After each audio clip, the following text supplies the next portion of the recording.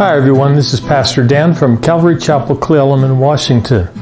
Today we are continuing our series in the book of Ephesians as we've been talking about walking worthy of the calling we have received from chapter 4 verse 1.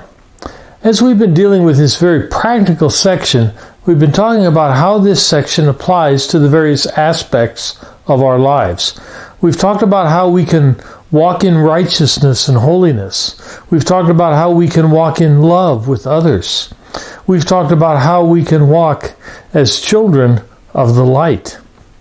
And then in our last study, we talked about how to walk diligently and wisely in this evil day in which we live. So these have been applications of this concept of walking worthy of our calling to our lives in general. But now Paul is going to get more specific as he begins to speak about the relationships that exist in the home.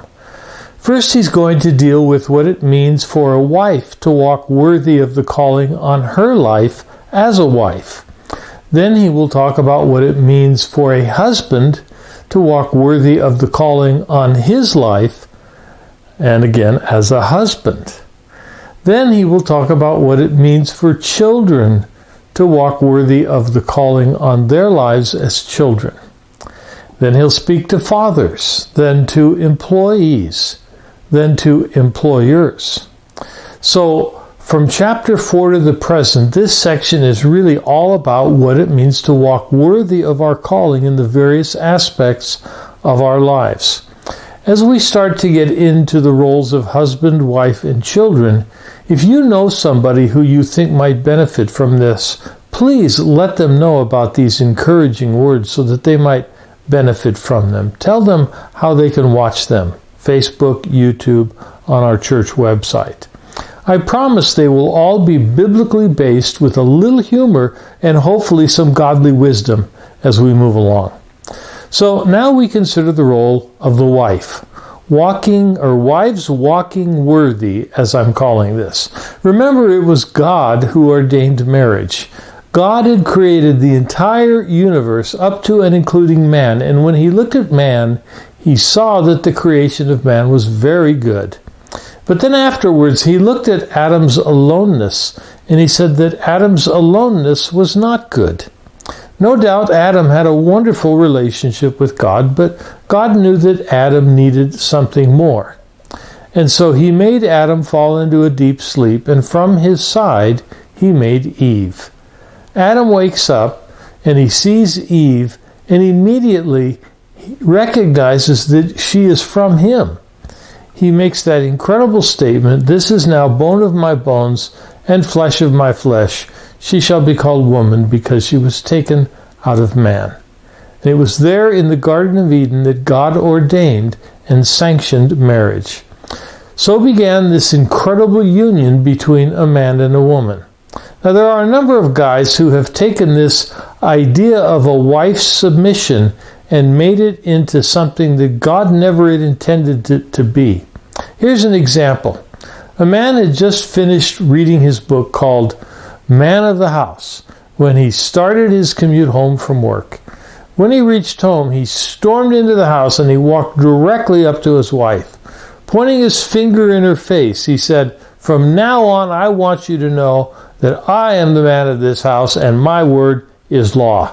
You are to prepare me a gourmet meal tonight. And when I'm finished eating my meal, I expect a sumptuous dessert afterward. Then after dinner, you're going to draw my bath so that I can relax.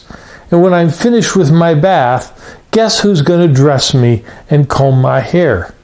His wife thought for a moment and she responded, "The funeral director is my guess." So as we delve into this somewhat sensitive topic, I'm hoping to explain it from a thoroughly biblical perspective. And when we're done in the next few weeks, I'm hoping that everyone will have a much clearer understanding of it.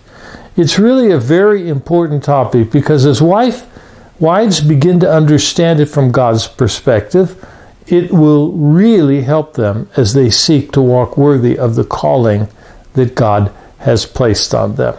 So I hope that you'll come back next week as we begin to dig deep into this subject.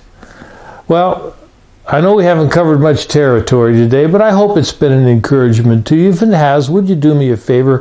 Click the like button. Maybe share a word of encouragement in the comments section. And if you want to be really nice, would you share this with someone you think might benefit from it? If you're watching on the Calvary Chapel Cle Elum YouTube channel, would you subscribe to the channel? And if you're in the Cle Elum area and you don't have a home church, maybe you'd consider joining us on Sunday morning, 10 a.m., 417 East Railroad Avenue in Cle Elum, Washington.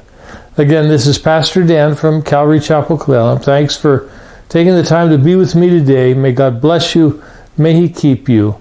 And until we're able to get together again next week, my prayer is that we will learn to walk according to the plan that God has for each and every one of us. In Jesus' name.